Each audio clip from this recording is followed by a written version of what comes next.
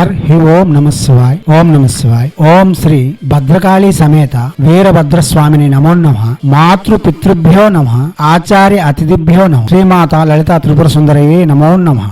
శివశక్తి స్వరూపులారా, ఆకస్మిక ధనలాభమునకు లక్ష్మీ ప్రత్యంగిర మహామంత్రమును ఇప్పుడు చెప్పుకుందాం. ఈ మంత్రం చాలా శక్తివంతంగా పనిచేస్తుంది. నిధులు నిక్షేపాలు తీసేవారు, లాటరీల్లో గెలుచుకోవాలనుకునే వాళ్ళు, హమాంతంగా రాత్రికి రాత్రే ధనవంతులు కావాలనుకునే వాళ్ళు ఇటువంటి మంత్రములు చేయవలసి ఉంటుంది. అయితే ప్రత్యంగిర మాత మహాగౌరదేవత, లక్ష్మీదేవి ఐశ్వర్య దేవత, ఈ ఇద్దరి యొక్క కలయిక ఎలా అని ప్రతి వారిలో ఒక ఆలోచన రావచ్చు. వేగము అన్నది చలనమునకు మరియు చేతనకు చిహ్నము, గాని అతివేగము మూర్ఖత్వానికి చిహ్నము. ఒక కారు తోలేవారు 60-80 వెళ్తున్నారు అంటే వారు సమానంగా డ్రైవ్ చేస్తున్నారు, పని మీద నిబద్ధత కలిగి ఉన్నారు, సమయ పాలన చేస్తున్నారు అని అర్థం. అదే 40-30లో వెళ్తున్నారంటే బద్ధకస్తులు, వారికి సమయంతో పని లేదు, సమయాన్ని వృధాపరచడంలో వాళ్ళు ముందు ఉంటారని అర్థం. అదే 120-140 వెళ్తున్నారు అంటే వాళ్ళు తెగించి వెళ్తున్నారు, అంటే మూర్ఖంగా వెళ్తున్నారు. ప్రభుత్వం యొక్క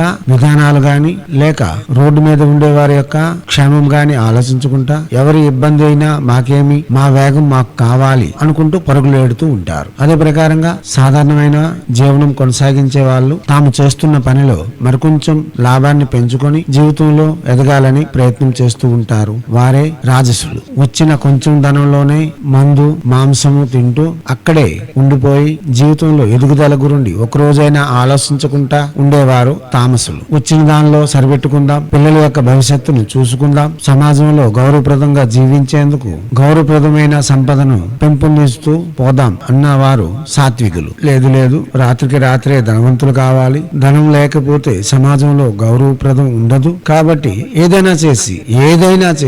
ఏమైనా చేసి డబ్బు అయితే కావాలి అనుకునే వాళ్ళు తమో రాజసులు. తమో గుణంతో ప్రేరేపింపబడు రాజసులు. ఈ రాజసులు నిధులు తీయడం, నిక్షేపాలు తీయడం, కాయిన్స్, డైమండ్స్ ఇవన్నీ బిజినెస్లు చేయడం. వీరి కోవకు చెందిన వారే స్మగ్లర్స్, మాదక ద్రవ్య వినియోగాలు చేసేవారు, అమ్మేవారు. ఇదే స్త్రీమూర్తులు కళాకారులుగా మారి వ్యభిచారులుగా మారి జీవితంలో భర్త లేక జీవితం లేక ఎంతమంది మన ముందే ఉండిపోతున్నారో మనం చూస్తున్నాం. హమాంతంగా ధనవంతుడు కావడం అన్నది ఒక స్త్రీ తన అందంతో హమాంతంగా పాపులర్ అవుతానని లేనిపోని చెడు పనులు చేయడం ఒకే కోవకు చెందినవి. కాబట్టి దీనిని గమనిస్తూనే సాధనలు చేయవలసి ఉంటుంది. దివాత్మ స్వరూపులారా, ఇబ్బందులు పెరిగి అవి మన చావు వరకు తీసుకుని వచ్చినప్పుడు, జీవనమే అతి భారమైనప్పుడు, సమాజంలో ఉనికి చాటుకునేందుకు ఎటువంటి మార్గము కనిపించినప్పుడు, నేనేమైనా చనిపోయినా పర్వాలేదు గాని నా పిల్లలు, నా భవిష్యత్తు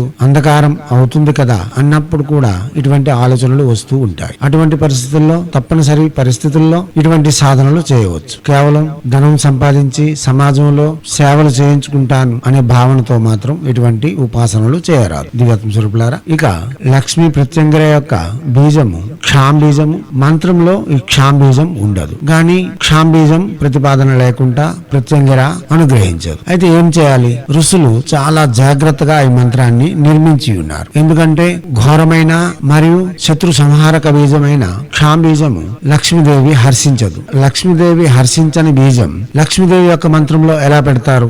దానికోసం మన ఋషులు చాలా విజ్ఞానాన్ని వినియోగించి కేవలం అంగన్యాస వృద్ధిన్యాసములలో మాత్రమే క్షాం బీజంను వినియోగించి మంత్రంలో శ్రీం బీజాన్ని ఎక్కువ ప్రాధాన్యత ఇస్తూ ప్రత్యంగిరా మాతను మనకు రక్షణగా, శత్రు సంహారక దేవతగా, సకల ఆపద ఉద్ధారినిగా కాగా ప్రభుత్వపరమైన ఎటువంటి ఇబ్బందులు రాకుండా ఉండేదిగా చేస్తూ ఈ మంత్రమును చేసి ఉన్నారు. ఈ మంత్రము, మంత్రశాస్త్రంపై, బీజములపై అవగాహన ఉన్నవారు ఈ మంత్రము, ఈ వినియోగము, ఈ విధానం మొత్తం వింటే ఈ మంత్రం చేయడం కోసం ఆ ఋషి ఎంత శ్రమించారు అన్నది అర్థమవుతుంది. దివ్యాత్మ స్వరూపులారా, ఈ మంత్రము మీకు ఇప్పుడు 2 మంత్రములు చెబుతున్నాం. మొదటి మంత్రం ఎవరైనా సరే జపం చేసుకుని శ్రీ లక్ష్మీ ప్రత్యంగిర యొక్క అనుగ్రహంతో వస్తున్న ఇబ్బందుల నుండి, అనగా రుణములైపోయారు, ఊర్లో తలెత్తుకుని తిరగలేకపోతున్నారు, ప్రతిరోజు ఒకరో ఇద్దరు అంగటికి వచ్చి కేకులు వేస్తున్నారు, లేక అప్పుల వాళ్ళు ఎక్కువ వేదన చేస్తున్నారు, ఆ వేదనకు భరించలేకపోతున్నారు, పోనీ నేనేమైనా పర్వాలేదు అనుకున్నా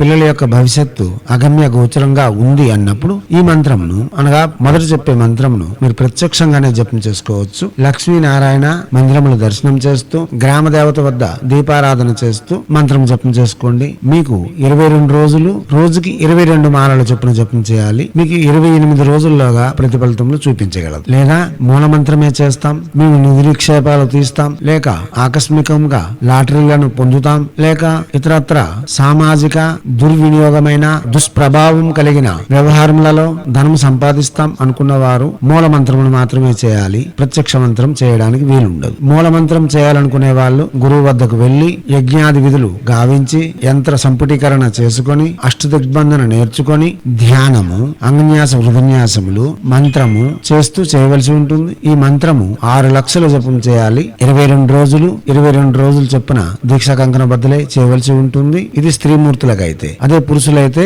42 రోజుల్లోగా 6 లక్షలు పూర్తి చేయాలి. పరస్త్రీ వ్యామోహము, మద్యపానము, మాంసభక్షణ పూర్తిగా నిషేధము, ధూమ్రపానమును కూడా నిషేధించి బయట వారితో స్నేహమును తగ్గించి ఈ మంత్ర జపం చేయవలసి ఉంటుంది. పూర్తి వివరాలకు మాతో ప్రత్యక్షంగా సంప్రదించండి, లేక సమీపంలో ఉండే గురువులను సంప్రదించండి. ఇప్పుడు ముందుగా లక్ష్మీ ప్రత్యంగిర దేవత యొక్క ధ్యానము. లక్ష్మీం రహస్య విద్యాబోధిని లాంకార కరావళంబ తేజిని నీంకార నిర్లేపిని దారిద్ర్య నిర్మూలని దేవీ లక్ష్మీ ప్రత్యంగిరా మహా మహా మహిమాన్విత మహేశ్వరం దేహి దేహి మాతా. రహస్య జ్ఞానాన్ని ఇచ్చేది మరియు మూలాధార చక్రంలో లం బీజముల కూడి కుండలిని శక్తిని పెంపొందించేది శ్రీ లక్ష్మికి నమస్కారము. ఆమె మొత్తం సృష్టిని మరియు చైతన్యమును విస్తారపరుస్తూ సులభతరం చేస్తుంది. కుండలిని శక్తి ప్రేరేపణను ఆమె ప్రోద్బలంతోనే జరుగుతుంది మరియు అంతర్గత శక్తికి మద్దతును ఇస్తూ అగ్నిలో నీం ఋగ్వేద మొదటి పదమైన మరియు ఆమె ప్రాణ కామకళ బీజమైన ఈన్ను ప్రోత్సహిస్తూ పేదరికము నుండి ఐశ్వర్యవంతునిగాను, అజ్ఞానము నుండి జ్ఞానవంతునిగాను, భయస్థుడి నుండి మహాధైర్యవంతుడుగాను, శక్తివంతుడుగాను మారుస్తూ అత్యున్నత జ్ఞానము మహావిద్యలు అనగా శ్రీ విద్య లాంటి మహావిద్యలు ఈమె స్వయం శక్తి ద్వారానే మనకు ప్రాప్తింపబడుతున్నాయి అని అర్థం చెబుతూ ఇక ఈ అఘోర లక్ష్మీ ప్రత్యంగర మంత్రం చేయడం వలన ఆకస్మిక ధనలాభం అని మనం ముందే చెప్పుకున్నాం. ఈమె యొక్క మంత్రములు 2గా ఉన్నాయి. ప్రతి వారు జపించవలసిన మంత్రం ముందుగా చెప్తాం, రెండవ మంత్రం తర్వాత చెప్తాం. అందరూ జపించవలసిన మంత్రం ఓం హ్రీం శ్రీం క్లీం శ్రీ లక్ష్మీ ప్రత్యంగిరాయై నమః. మంత్రం మరోసారి ఓం హ్రీం శ్రీం క్లీం శ్రీ లక్ష్మీ ప్రత్యంగిరాయై నమః. మంత్రం మరోసారి ఓం హ్రీం శ్రీం క్లీం శ్రీ లక్ష్మీ ప్రత్యంగిరాయై నమః. రుణ బాధలు మరియు సమాజంలో గౌరవప్రదంగా జీవించేందుకు లేక కేవలం కుటుంబ భవిష్యత్తు, పిల్లల యొక్క భవిష్యత్తు కోసం ఆలోచించేవారు ఇప్పుడు చెప్పిన మంత్రం ప్రత్యక్షంగా జపం చేసుకోవచ్చు. విధియుక్తంగా చేయాలి, లక్ష్మీ ప్రత్యంగరను ప్రసన్నత చేకూర్చుకోవాలి అనుకున్నవారు 2వ మంత్రం చేయాలి. ఈ మంత్రం నాకు అంగన్యాస హృదన్యాసములు చేస్తూ ధ్యానము చెబుతూ సకల విధులతో చేయవలసి ఉంటుంది. గురు సమక్షంలో నేర్చుకొని తీసుకొని చేయవలసి ఉంటుంది. ఇప్పుడు ఉదాహరణ స్వరూపంగా చెప్పాలంటే క్షాం అంగుష్టాభ్యాం నమః హృదయాయ నమః, క్షాం తర్జనిభ్యాం స్వాహ శిరసి స్వాహ, క్షాం మధ్యమాభ్యాం వసట్ శిఖాయ వసట్ ఇలా చెప్పవలసి ఉంటుంది. ఈ మంత్రమునకు రుచి వినియోగము గురు సమక్షంలోనే తీసుకోవాలి. ఇది ప్రసంగంలో పెట్టే విధానం అయితే కాదు. ఇక శ్రీ లక్ష్మీ ప్రత్యంగిర దేవత యొక్క మూల మంత్రం చెప్పుకుందాం. ఇప్పుడు శ్రీ లక్ష్మీ ప్రత్యంగిర దేవత యొక్క మూల మంత్రం. మంత్రము ఓం శ్రీం శ్రీం స్వరూపిణి స్రాం స్రహ స్రౌం శ్రీం సారిణి స్రహ శ్రీం స్రహ స్రౌం శ్రీం శ్రీం లక్ష్మీం శ్రీం ఓం శ్రీం లక్ష్మీ ప్రత్యంగిరే హ్రౌం క్రౌం శ్రీం శ్రీం హుం పట్ స్వాహ. మంత్రం మరోసారి ఓం శ్రీం శ్రీం స్వరూపిణి స్రాం స్రహ స్రౌం శ్రీం సారిణి స్రహ శ్రీం స్రహ స్రౌం శ్రీం శ్రీం లక్ష్మీం శ్రీం ఓం శ్రీం లక్ష్మీ ప్రత్యంగిరే హ్రౌం క్రౌం శ్రీం శ్రీం హుం పట్ స్వాహ. మంత్రం మరోసారి ఓం శ్రీం శ్రీం స్వరూపిణి స్రాం స్రహ స్రౌం శ్రీం సారిణి స్రహ శ్రీం స్రహ స్రౌం శ్రీం శ్రీం లక్ష్మీం శ్రీం ఓం శ్రీం లక్ష్మీ ప్రత్యంగిరే హ్రౌం క్రౌం శ్రీం శ్రీం హుం పట్ స్వాహ.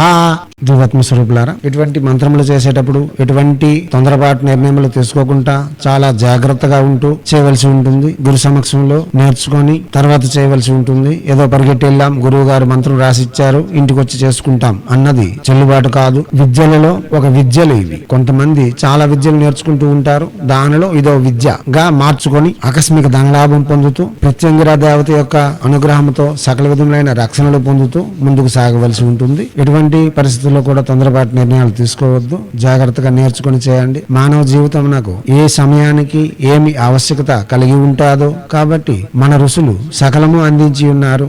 ఎవరి యొక్క విసులుబాటును అనుసరించి అవసరములను అనుసరించి వారు చేయవలసి ఉంటుంది. చేయండి, చేసి తగ్గ ఫలితములను పొంది ఒక్క జీవితంలో సకలము పొందాలని ఆశతో దేవతలను ఆరాధన చేస్తూ ఉంటాం. ఆ దేవతల యొక్క అనుగ్రహం పొందేందుకు మన హైందవ సనాతన ధర్మ ఋషులు అందించిన విద్యలు వినియోగించుకొని భారతీయ సంస్కృతి సాంప్రదాయాలు కాపాడుతూ మన యొక్క ఆచారాలలో వస్తున్న మర్మ రహస్యాలను గొప్పతనాన్ని ప్రపంచానికి వెలుగెత్తి చాటేందుకు మీ వంతుగా కృషి చేయాలని కోరుతూ ఎప్పుడు మీ సేవలో రత్నశ్రీ హిందూ సేవ సమాజ్ ఆచార్య భీమసింగ్ రవికుమార్ ఆఫ్ నిఖిలానంద సాగర్ महाराज।